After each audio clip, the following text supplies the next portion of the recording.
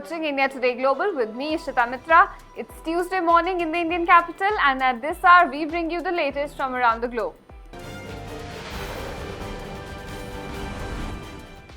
Starting with Bangladesh, Sheikh Hasina's resignation had plunged the country into uncertainty, but now the picture seems to be getting clearer.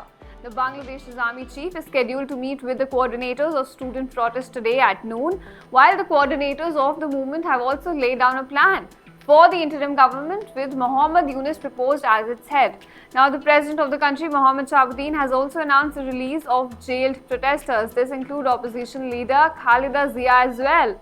He's also assured the people that elections would be held as soon as possible. Meanwhile, Sheikh Hasina spent the night at Hindan Air Base in India, and the Indian government is holding a political meet to discuss the Bangladesh issue. Moving to United Kingdom now, as anti-immigration demonstrations continue in the country, Prime Minister Keir Starmer has said that standing army of specialist police would be set up to deal with rioting, while adding that the justice system would be ramped up to deal with hundreds of arrests that have been made in the past week. This as violent demonstrations over the Southport stabbings continue in the country.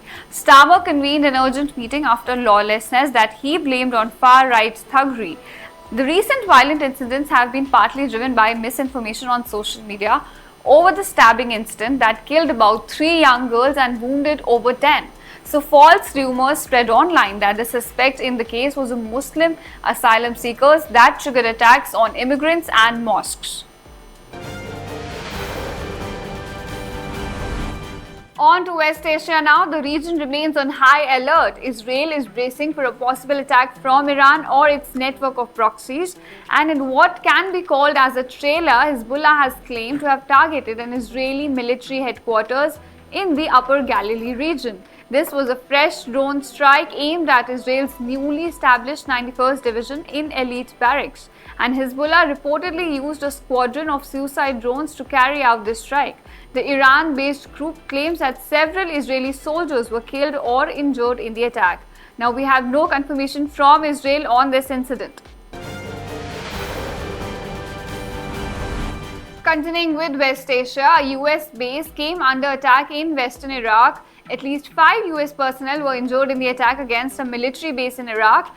2 Katyusha rockets were fired at Al Asad Air Base in western Iraq, and one such Iraqi source has said that rockets fell inside the base, injuring US personnel. Now, it's unclear whether the attack was linked to threats by Iran. Another news from the Israel-Hamas war, United Nations has fired additional staff members from its agency for Palestinian refugees. Now, this comes after an internal investigation found out that staff members could have been involved in the Hamas-led October 7 attack against Israel. UNRWA previously fired about 12 staffers and put 7 staffers on administrative leave without pay over these claims.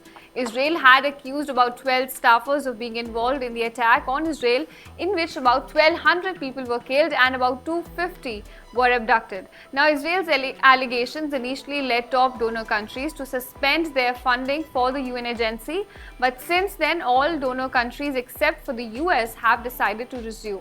Now, how this decision will impact the group's funding further remains to be seen.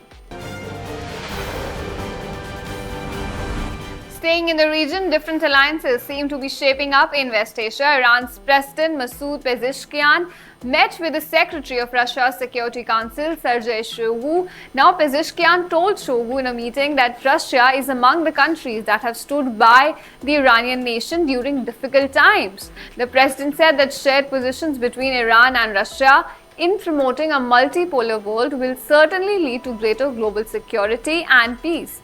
Russia has condemned the killing of Ismail Haniyeh, the leader of Palestinian militant group in Iran last weekend, and also called on all parties to refrain from steps that could tip West Asia into a wider regional war.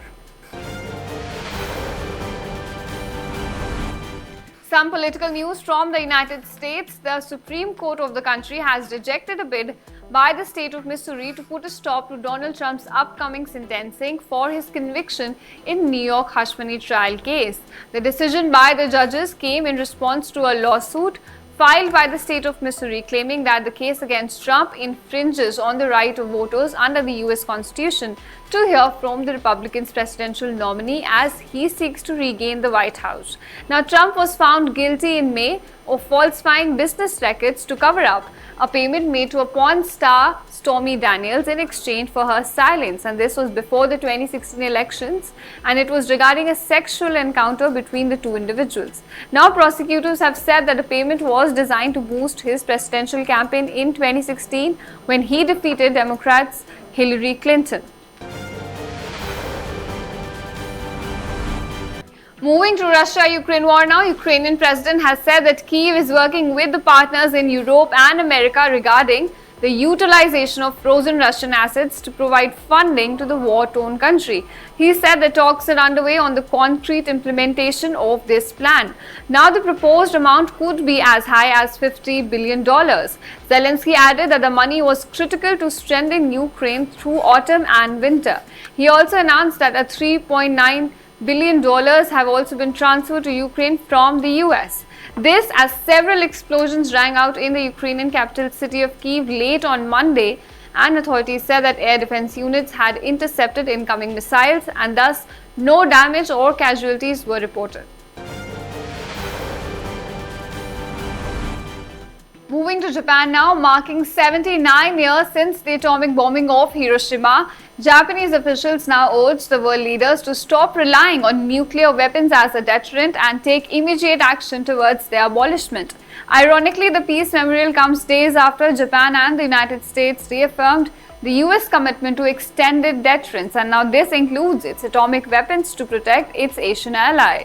The atomic bomb dropped by the US on Hiroshima on August 6 in 1945 killed about 140,000 people and destroyed the city completely. 3 days later, a second bomb was dropped on Nagasaki, killing about 70,000 people. So Japan surrendered on August 15, ending the World War II and Japan's nearly half-century of aggression in Asia. At last, in a major blow to Google, a US judge has now ruled that the tech giant has violated antitrust laws, spending billions of dollars to create an illegal monopoly and thus becoming the world's default search engine. This ruling paves way for a second trial to determine potential fixes, possibly including a breakup of the Google's parent firm Alphabet. And this could change the landscape of online advertising that Google has dominated for years. So the court concluded that Google is a monopolist and it has acted as one to maintain its monopoly in the market. A case in point, Google controls about 90% of the online search market and about 95% on smartphones. So this remedy phase after the trial could be lengthy and it could be followed by potential appeals to the US Court of Appeals, District of Columbia Circuit and the US Supreme Court. Shares of the Alphabet fell about 4.5% on Monday amid a broad decline in tech shares as the wider stock market cratered on recession fears in the US. In the past 4 years, if you see, federal antitrust regulators have also sued Meta Platforms, Amazon and Apple, claiming that these companies have illegally maintained monopolies in the market. So that's it on this segment of Top Stories. Thank you so much for watching. Stay tuned to India Today Global.